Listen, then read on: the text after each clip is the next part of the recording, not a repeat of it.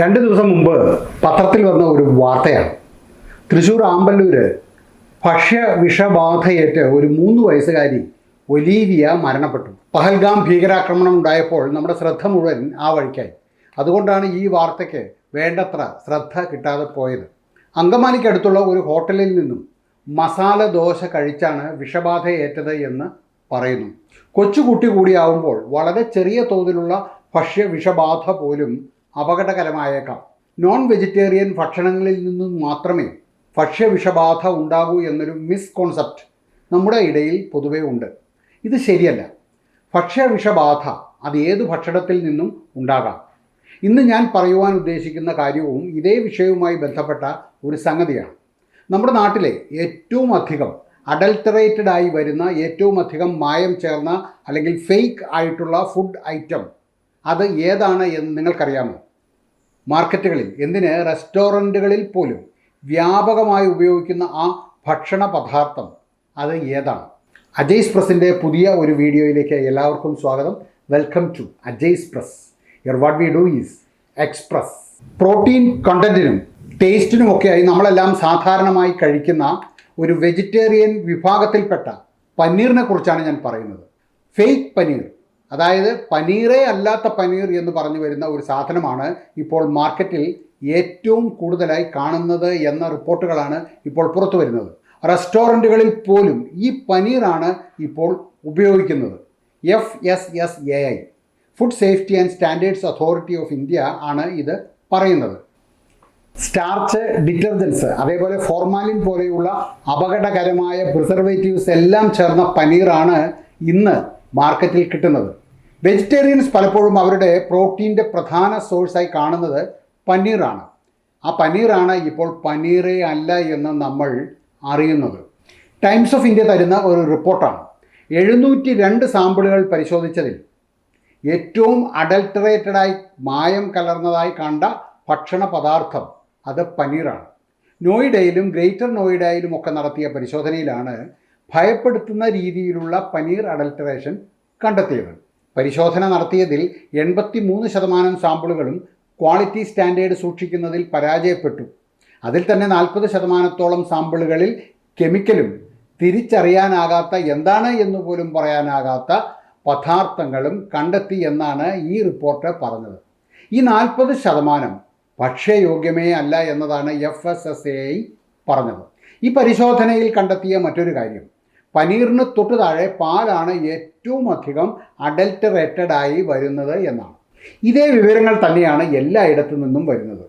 കർണാടകയിൽ നടത്തിയ പരിശോധനയിൽ 163 സാമ്പിളുകൾ പരിശോധിച്ചതിൽ വെറും 4 എണ്ണം മാത്രമാണ് ഭക്ഷ്യയോഗ്യമായി കണ്ടെത്തിയത്. ബാക്കിയെല്ലാം ഇപ്പോഴും പരിശോധനയിലാണ്. ലക്നൗ ആഗ്ര എക്സ്പ്രസ് ഹൈവേയിൽ ഈ ഏപ്രിൽ 22 നടത്തിയ ഒരു പരിശോധനയിൽ 4810 കിലോ അഡൾട്ടറേറ്റഡ് പനീറാണ് FSDA, food safety and drug administration പിടിച്ചെടുത്ത് നശിപ്പിച്ച് കളഞ്ഞത്. ഇത് പക്ഷേ പഴയ ഒരു വാർത്തയാണ്. 2021 FSDA 103 സാമ്പിളുകൾ പരിശോധിച്ചതിൽ 50% മനുഷ്യന് കഴിക്കാൻ യോഗ്യമേ അല്ല എന്ന് കണ്ടെത്തിയിരുന്നത്. എല്ലാ ഫെസ്റ്റീവ് സീസണുകളിലും ഈ ഒരു പരിശോധന എന്ന കലാപരിപാടി നടക്കുന്നുണ്ട്. മായം കലർന്ന ഭക്ഷണ പദാർത്ഥങ്ങൾ അത് കണ്ടെത്താറുമുണ്ട്.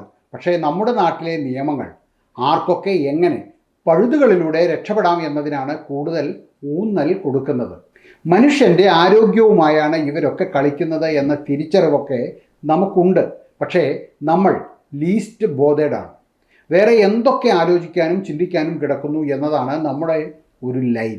മായം കലർന്ന പനീർ അത് കണ്ടുപിടിക്കാൻ പറ്റും. ഒരു അയഡിൻ ടെസ്റ്റ് ഉണ്ട്. ഒറിജിനൽ പനീർ നിറം മാറില്ല, ഒറിജിനൽ അല്ലാത്തത് നിറം മാറും. എന്നാൽ ഇത് ഫുൾ പ്രൂഫ് ആയ ഒരു ടെസ്റ്റ് അല്ല. പനീറിൻ്റെ നിറം കറുപ്പോ അല്ലെങ്കിൽ നീലയോ ആയാൽ സംശയം വേണ്ട, അത് മായം ചേർന്ന പനീറാണ്. അത് സ്റ്റാർച്ച് ഉപയോഗിച്ച് ഉണ്ടാക്കിയ ഒരു പനീറാണ് എന്ന് തീരുമാനിക്കാം. നല്ല പനീറിൻ്റെ ഗന്ധം ഒരുതരം ഫ്രഷ് പാൽമണമാണ്. എന്നാൽ ഒരു രാസവസ്തുവിൻ്റെ ഗന്ധം നിങ്ങൾക്ക് ഫീൽ ചെയ്യുന്നുണ്ടെങ്കിൽ അതിൽ അഡിറ്റീവ്സ് അഥവാ മായം ഉണ്ട് എന്ന് അർത്ഥം. നല്ല പനീറിൻ്റെ ടെക്സ്ചർ അത് നമുക്ക് ചെക്ക് ചെയ്യാം. നല്ല പനീർ സോഫ്റ്റ് ആയിരിക്കും, കുറച്ചൊന്ന് ക്രംബിളി, പൊടിഞ്ഞു പോകുന്നത് പോലെ ആയിരിക്കും. കുറച്ചൊന്ന് റബ്ബറിയോ പ്ലാസ്റ്റിക്കോ ആണെങ്കിൽ തീർച്ചയായും ഫേക്ക് ആയിരിക്കും ആ പനീർ, ഒരു സംശയവും വേണ്ട. ഒരു ക്യൂബ് പനീർ ചൂടുവെള്ളത്തിലിട്ട് നോക്കൂ. പനീർ റബ്ബറി എങ്കിൽ, എണ്ണ പോലെയുള്ള ഒരു വസ്തു പുറത്തോട്ട് വരുന്നുണ്ട് എങ്കിൽ, അല്ലെങ്കിൽ വെള്ളത്തിൻ്റെ മുകളിൽ ഫിലിം പോലെ എണ്ണ പോലെ ഒരു പാട അല്ലെങ്കിൽ ഒരു വസ്തു ഉണ്ടെങ്കിൽ അത് ഫേക്കാണ്, അത് ഒറിജിനൽ പനീർ അല്ല. വേറൊരു ടെസ്റ്റ് ഉണ്ട്, ഫ്ലെയിം ടെസ്റ്റാണത്. ഒരു ചെറിയ കഷ്ണം പനീർ നമുക്ക് കത്തിച്ചു നോക്കാം.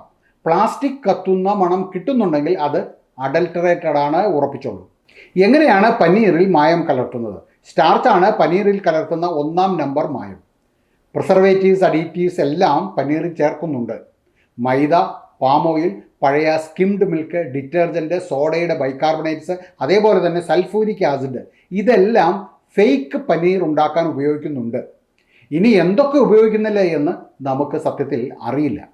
നമുക്ക് എന്തു ചെയ്യുവാൻ പറ്റും? നമുക്ക് തീർച്ചയായും മായം കലർന്നതാണോ അല്ലാത്തതാണോ എന്ന് പരിശോധിക്കുവാൻ പറ്റും. എന്നാൽ റെസ്റ്റോറൻറ്റുകളിൽ വിളമ്പുന്ന ഭക്ഷണത്തിലെ മായം, അവിടെ കൊടുക്കുന്ന പനീർ, ഇതൊന്നും ചെക്ക് ചെയ്യുവാൻ നമുക്ക് സാധ്യമല്ല, അല്ലെങ്കിൽ മാർഗങ്ങളൊന്നുമില്ല.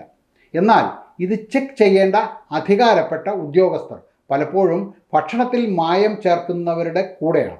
ആ മായം ചേർക്കുന്നവരുടെയും കലർത്തുന്നവരുടെയും ഒക്കെയായി ഹാൻഡ് ഇൻ ഗ്ലൗ ആയിട്ടാണ് ഇവർ പലപ്പോഴും പ്രവർത്തിക്കുന്നത്. നമുക്കിവിടെ നിയമങ്ങളുണ്ട്, എന്നാൽ ആ നിയമങ്ങൾ അപര്യാപ്തമാണ്. ഭക്ഷണത്തിൽ മായം കലർത്തുന്നവർക്ക് ക്യാപിറ്റൽ പണിഷ്മെൻ്റ് ആണ് യഥാർത്ഥത്തിൽ കൊടുക്കേണ്ടത്. കാരണം അവർ കളിക്കുന്നത് പൊതുജനത്തിൻ്റെ ആരോഗ്യവുമായിട്ടാണ്. ഇവിടെ പുതിയ ഒരു തലമുറ വളർന്നു വരുന്നുണ്ട് എന്ന കാര്യം നമ്മൾ മറന്നുകൂടാ. മായം കലർന്ന, വിഷം കലർന്ന ഭക്ഷണവും ഭക്ഷണ പദാർത്ഥങ്ങളും ആ തലമുറയെ കൂടി രോഗാവസ്ഥയിലേക്ക് നയിക്കുന്നു.